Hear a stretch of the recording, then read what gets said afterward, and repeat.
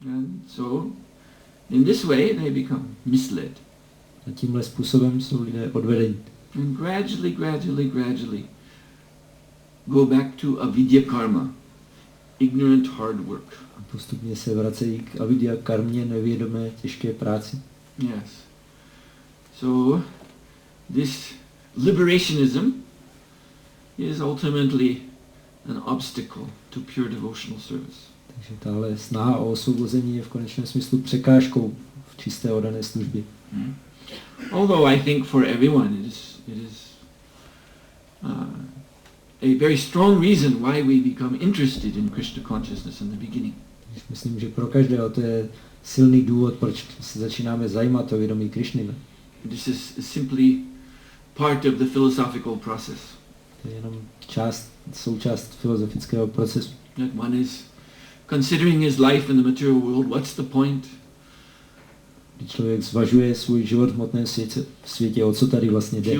Few years of working hard, trying to enjoy my senses, and then I die. Pár let budu těžce pracovat a snažit se užívat si smyslu a potom umřu. And I have to tolerate so much nonsense and anxiety along the way. A cestou musím tu dobu celou tolerovat tolik úzkosti a nesmyslu. There must be something more. Třeba ještě musí být něco víc. But if this urge to something more only goes as far as realizing that I'm not the body, well, this is also as far as the Mayavadis come. Ale pokud tohle nutkání najít něco víc, dojde jenom k realizaci, že nejsem tohle tělo, tak takhle daleko docházejí Majavády. So, the real point of this bhakti process is to become attached to Krishna. Takže o co skutečně jde v tomhle procesu bhakti je dosáhnout připoutanosti ke Krishnovi. Spiritually, positively attached to satisfying Krishna. Pozitivně, duchovně být připoutaní k uspokojování Krishny. And this is why we chant the Hare Krishna Maha Mantra. To je důvod, proč zpíváme Hare Krishna Maha Mantru. And the wonderful thing is that by aiming at satisfying Krishna, co je úžasné, že pokud se zaměříme na uspokojování Krishny, then because Krishna is drawn by his mercy, he is attracted to anyone who is endeavoring sincerely to satisfy him. Tak Krishna svou milostí je přitahován ke každému, kdo se upřímně snaží ho uspokojit. This is his mercy. To je jeho milost. You try to please Krishna and Krishna reciprocates. He becomes very beholden. This is his mercy because actually Krishna doesn't need anyone's service to be satisfied, but this is his mercy. Someone tries to satisfy him, then Krishna becomes very, very inclined to that person. Když on nepotřebuje ničí službu, ale vidí, jak se někdo upřímně snaží o jeho spokojenost, tak ze své milosti je velice té osobě nakloněný. And who is Krishna? A kdo je Krishna? Krishna is the Anandamaya Purush. He is that person who by his very nature is full of bliss. Prabhupada said, the reservoir of all pleasure. Krishna je Anandamaya Purush, to znamená osoba, která svou přirozeností je plná blaženosti. Prabhupada říkal zdroj veškeré blaženosti. So if we very sincerely try to please Krishna by chanting his holy name, then by his mercy he is drawn to join us in our effort to please him. Když se upřímně snažíme potěšit Krishnu soustředěným zpíváním jeho svatého jména, tak on svou milostí je přitahován k tomu, aby se k nám připojil tady v té naší snaze ho potěšit. He's drawn by his mercy to personally receive our service. Svou milostí je přitahován k tomu, aby osobně přijímal naši službu. And that means he is associating with us. To znamená, že se s námi sdružuje. And because he is the reservoir of all pleasure, that means that devotee who is endeavoring to please Krishna enters that ocean of bliss. A protože je zdrojem nebo oceánem veškeré blaženosti, tak ten oddaný, který se snaží potěšit Krishnu, vstoupí do tohohle oceánu blaženosti. And as we endeavor to please Krishna more and more, the bliss of associating with Krishna increases already, although it is already unlimited. A jak se snažíme těšit Krishnu víc, tak ten oceán blaženosti se ještě zvětšuje, když už taky je neomezený. So, as one is tasting this bliss of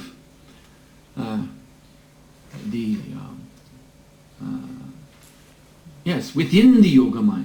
This is Yogamaya bringing the devotee to Krishna. Tahle blaženost je v rámci Yogamaya, která se tak snaží přivádět oddaného blíž ke Krishnovi. Then one is passing far, far, far beyond the influence of the Mahamaya. Takže to, když oddaný zažívá tuto blaženost v rámci Yogamaya, tak se dostává daleko za oblast Mahamaya. Mahamaya is the material nature, the nature in which living entities are trying to find pleasure by gratifying the senses of the body. Mahamaya je hmotná příroda, kde se živé bytosti snaží nacházet blaženost v uspokojování smyslu tohoto těla. So this is the way to achieve shelter, actual shelter in the Yogamaya, is to develop this desire to please Lord Krishna by pure devotional service. Tak to je způsob, jak najít útočiště u Yogamaya, je vyvinout tu touhu potěšit Krishnu čistou oddanou službou. In other words, to move out of this self-centered consciousness and come to Krishna-centered consciousness. Znamená vymanit se z toho vědomí zaměřeného sám na sebe a přijít k vědomí zaměřenému na Krishnu. So that is the actual secret of success in spiritual life. To je skutečné tajemství úspěchu v duchovním životě. Hare Krishna. So I thank you very much for your kind attention to this lecture. Takže vám mnohokrát děkuji za pozornost, kterou jste věnovali téhle přednášce. And if anyone has questions, one or two questions. Jestli by byly jedna, dvě otázky. Yes. Já bych se chtěl zeptat, 16 kol, jestli stačí opravdu k tomu, že se dostaneme ke Krishnovi.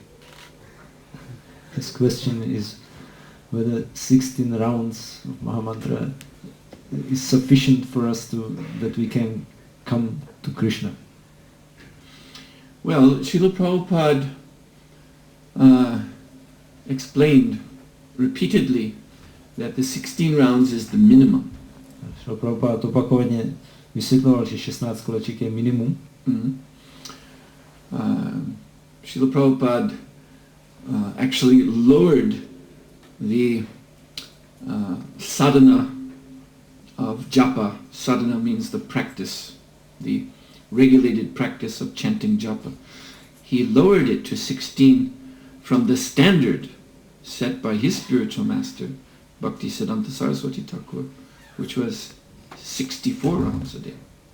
Prabhupada ve skutečnosti snížil standard téhle duchovní praktiky zpívání Mahamantry z 64 koleček, které stanovil jeho duchovní mistr. Actually, he did not do that whimsically, because even his Guru Maharaj would permit those who are very much engaged in preaching in the Gaudiya Math. His disciples were very much engaged in preaching. He would permit them to chant a minimum of 16 rounds a day. To nebyl nějaký rozmar Šrily Prabhupády, protože Bhaktisiddhanta Saraswati dovolil také některým svým žákům, kteří byli plně zaměstnaní kázáním, aby snížili standard na 16 koleček denně. So preaching, distributing books, distributing prasadam, these missionary activities that we see in ISKCON, this is also a way of serving the holy name. It's serving the mission of the holy name. Takže kázání jako rozdávání knížek, rozdávání prasadam, což vidíme v ISKCONu jako tyhle misionářské činnosti, jsou službou svatému jménu.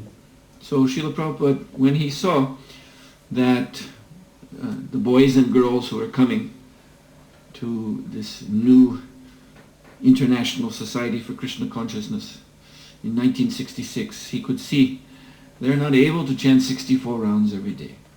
Srila Prabhupada viděl, když mladí lidé, chlapci, dívky přicházeli v roce 1966 k té nově vzniklé mezinárodní společnosti pro vědomí Krišny, tak viděl, že nejsou schopni zpívat 64 koleček denně. So he was then shaping, orienting this movement to very much preaching activities. Takže začal směřovat celé hnutí k hodně kazatelským činnostem. It began, for example, when Prabhupada was taking the devotees out on the first Harinam in Tompkins Square Park in New York City, 1966. To začalo, když Prabhupada například vzal oddané na první Harinam do Tompkinsova parku v roce 1966 v New Yorku. Yeah, so if one can only chant 16 rounds a day, that's all right, but then the balance of time should be taken up with missionary activities. Takže pokud je někdo schopný zpívat jenom 16 koleček denně, tak je to v pořádku, ale zbytek času by měl věnovat misionářským činnostem. And the whole idea of this is to gradually increase by serving the holy name, then one gets the blessings of the holy name to be able to chant more, to get a taste for chanting even more. A v tom jde o to, že když budeme takhle sloužit svatému jménu, tak díky požehnání svatého jména se zvětší naše chuť zpívat ještě víc. And you'll find clearly stated by Srila Prabhupada in an initiation lecture that he gave in Los Angeles in 1972. Srila Prabhupada velice jasně říkal v přednášce, kterou dal při zasvěcení v Los Angeles v roce 1972. That the perfection of this chanting is to chant 24 hours a day. Že dokonalostí tohle zpívání je zpívat 24 hodin denně. And he was telling these devotees who he was initiating, that means they're taking vow to chant 16 rounds a day and follow the 4 regulative principles. So he was telling them very emphatically, you can do this, meaning not just chant 16 rounds a day. You can chant, you can come to this stage of chanting 24 hours a day. You can do this. On velice důrazně říkal těm oddaným, kteří přijímali zasvěcení a slibovali 16 koleček denně, 4 směrňující zásady, tak on jim říkal, a vy toho jste schopni, můžete to udělat, zpívat 24 hodin denně. He said it takes practice. A říkal, vyžaduje to jenom praxi. So the practice begins at 16. Takže ta praxe začíná u 16 kol. But so if we chant 16 rounds a day and then serve the mission of the holy name in whatever way we're able to do, Když zpíváme 16 kol denně a sloužíme misi svatého jména, jakýmkoliv způsobem jsme schopni, then we should be able to measure our advancement by seeing how we're naturally increasing our japa, our vow of number of rounds daily. bychom svůj pokrok mohli měřit tím, jak zvyšujeme svoji japu, počet koleček, které zpíváme každý den. Mm-hmm. So as I said, 64 rounds is actually the standard. Takže jak jsem říkal, skutečným standardem je 64 koleček. Mm-hmm. And Srila Haridas Thakur, who is the Namacharya, he used to chant 196 rounds a day. A Srila Haridas Thakur, Namacharya, zpíval 196 koleček. So my point for explaining this is to just let you know that increasing our chanting of Hare Krishna is not something to be dismissed as being unimportant at this time, something like that. Takže bychom neměli nějakým způsobem zavrhovat myšlenku, že bychom taky zpívali víc Hare Krishna, jako že by to v současné době nebylo důležité. Prabhupada never spoke like that. Takhle Prabhupada nikdy nemluvil. And he used to chastise disciples who did preach like that.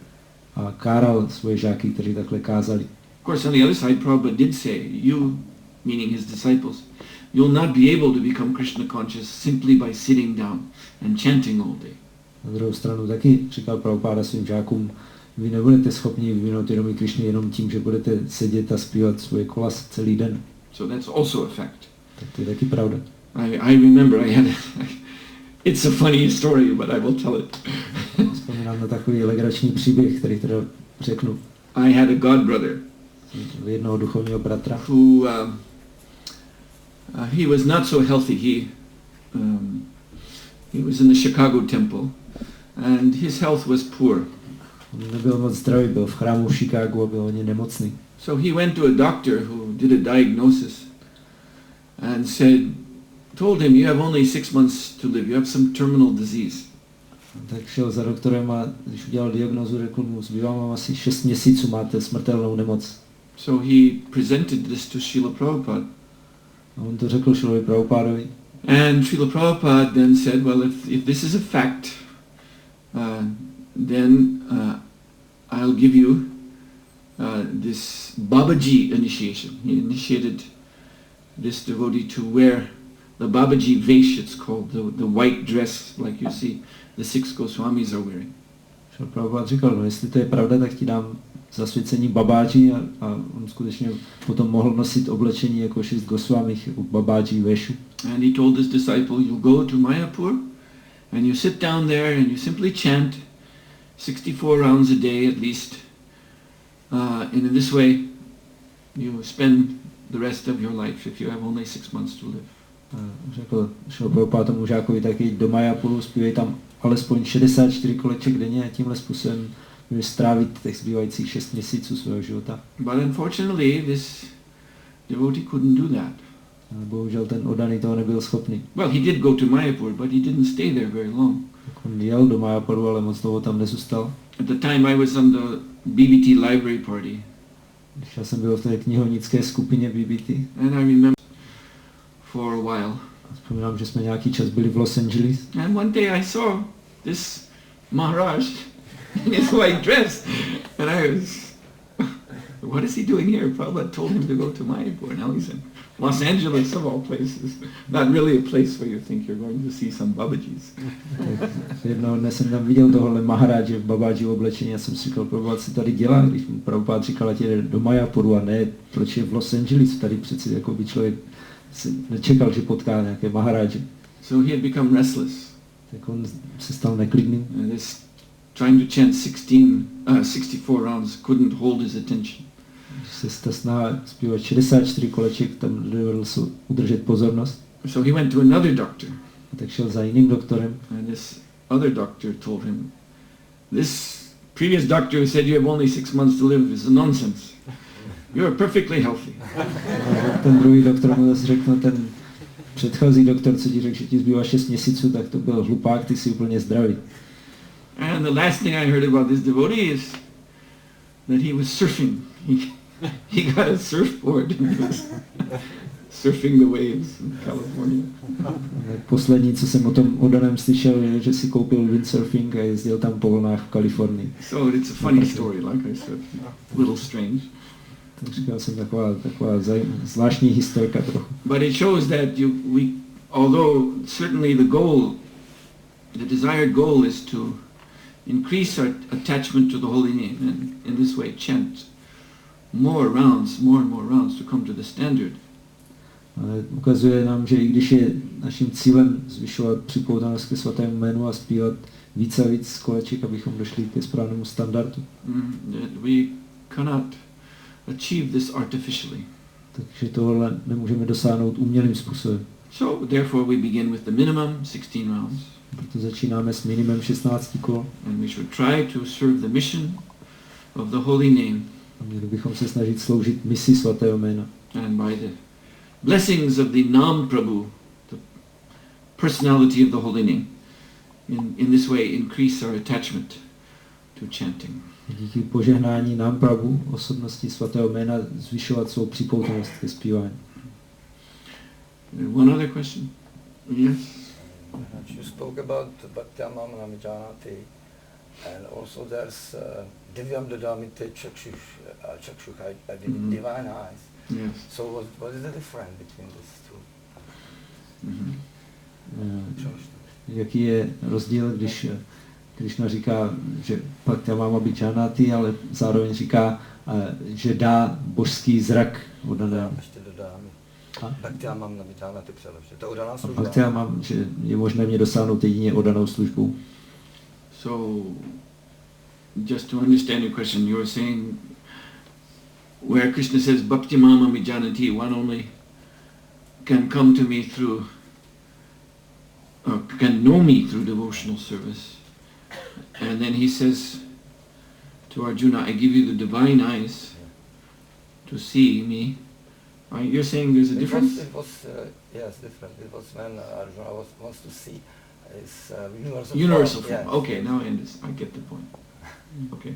Na jednu stranu Krishna říká, že mě můžeš poznat oddanou službou, ale potom chtěl Arjuna vidět vesmírnou podobu a tak proto Krishna řekl, že mu dá božský zrak.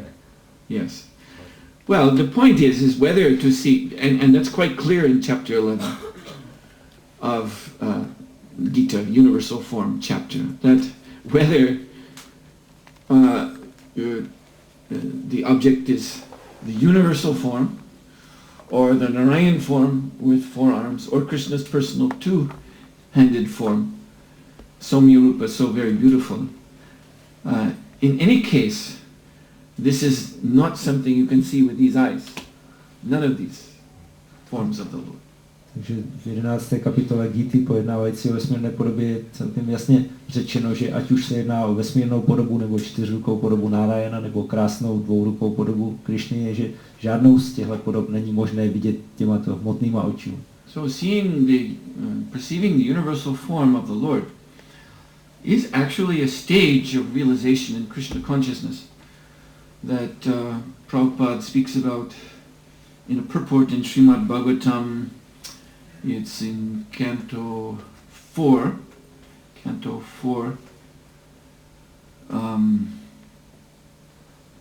I've forgotten the number of the chapter, but in Canto 4, Prabhupada, in a purport, he explains this very clearly. Vnímat vesmírnou podobu je stádium realizace, o kterém Prabhupada mluví ve výkladu v 4. zpěvu.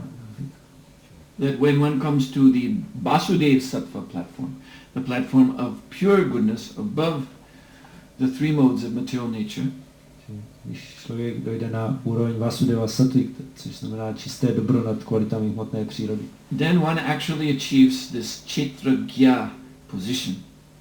Pak získá tu pozici Kshetragya. So Kshetragya means to know the field of activities that the soul has been placed in this material world. To znamená znát pole působnosti nebo činností, do kterého byla duše umístěná v tomhle světě. To know it in full. Znát v plnosti. And this is also explained in chapter 13 of the Gita. To je taky vysvětleno v 13. kapitole Gity. Where Krishna is explaining to Arjuna that field of activities. Krishna vysvětluje Arjunovi to pole činností, působnosti. So Srila Prabhupada explains in the Bhagavatam purport that to become Kshetragya is to see the universal form, because the universal form, in the universal form, all these items of the Kshetra are actually manifest as they are. Srila Prabhupada vysvětluje, že to Kshetragya v tom výkladu ve Srimad Bhagavatamu znamená ve skutečnosti vidět, vnímat vesmírnou podobu, kde jsou všechny ty elementy toho pole činností umístěny. Because the universe is not as we see it through our telescopes. Protože vesmír není to, co vidíme skrze dalekohledy. The universe is also a form of Krishna. Vesmír je také podoba Krišny. And it's revealed to Arjuna in chapter 11. Je vyjevena Arjunovi v 11. kapitole. And the day will never come when that universal form will be seen in some telescope. So many faces of the Lord going in infinite directions and arms. No scientist is ever going to see that in his telescope. A to se nikdy nestane, že by tuhle podobu Krišny s mnoha obličeji, naopak, že by viděl nějaký vědec nějakým dalekohledem. Because that vision of the universe is for those who are above the modes of nature. Že takové vnímání vesmíru je pro ty, kdo překonali kvality hmotné přírody. And that vision is also a reward of the Lord, as you have mentioned. A tuhle vizi také dává Pán, jak si říkal. Krishna tells Arjuna, you need divine eyes to see this form. Krishna říká Arjunovi, potřebuješ božský zrak, abys tu podobu mohl vidět. And then with those divine eyes, when Arjuna said to Krishna, I'm very frightened by seeing this form, please show me your four-armed form. Then Krishna revealed that form to Arjuna with his divine eyes. Když potom byl Krishna vystrašený z té vesmírné podoby a říkal, jak chci vidět tvou 4rukou podobu Nárajana, tak zase s tím božským zrakem mu Krishna umožnil vidět tuto podobu. And at last his two-armed Manusha Rup. Nakonec svou 2rukou Manusha Rup. So all these forms are transcendental in the sense, transcendental basically means above our present perception. A všechny tyto podoby jsou transcendentální ve smyslu, že přesahují naše současné vnímání. So one needs the blessings of divine eyes to see either universal form, four-armed Narayan form, or two-hand Krishna form.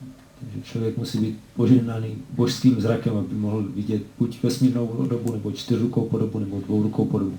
All right then. So we'll stop here. Thank you very much. Srila Prabhupada ki jai. Suhotra Maharaj ki.